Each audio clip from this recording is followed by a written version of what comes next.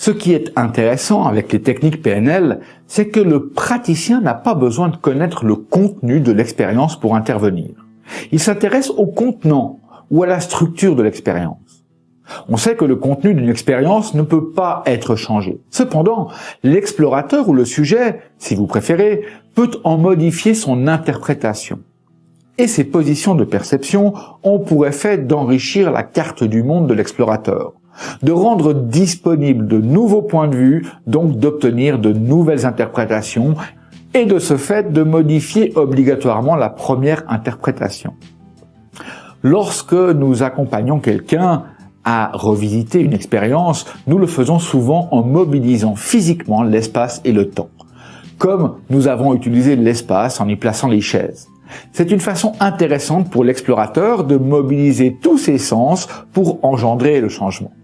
Encore une fois, avec un peu d'exercice, vous serez capable de faire la même chose pour vous-même en utilisant simplement votre imagination et en quelques secondes seulement.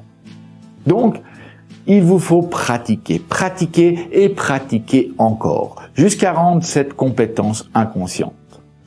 Patrick, pourrais-tu, s'il te plaît, faire une brève synthèse de ce que nous avons abordé?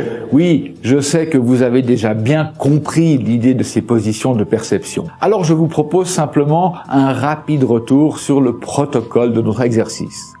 Vous avez commencé par définir une situation à faire évoluer. Ensuite, vous avez installé les chaises en fonction des positions que vous connaissez. Sur la première position, vous avez observé la situation avec vos propres yeux, avec vos propres croyances et vos états internes, totalement associés à vous-même. Sur la position méta, vous avez déposé tout ce qui semble utile pour vous.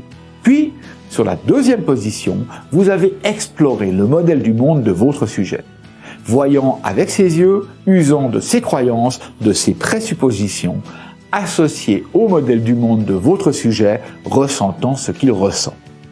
Puis, vous avez à nouveau déposé ces impressions et tout ce qui vous semble utile sur cette position neutre ou cette position méta.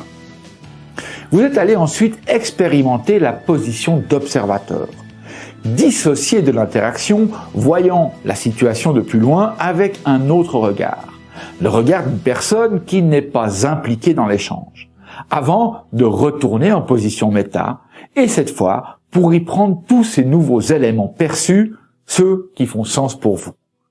Puis, vous êtes retourné en première position. Vous y avez intégré vos nouvelles perceptions, vous projetant dans le futur, évaluant d'autres situations similaires munies de vos nouvelles ressources.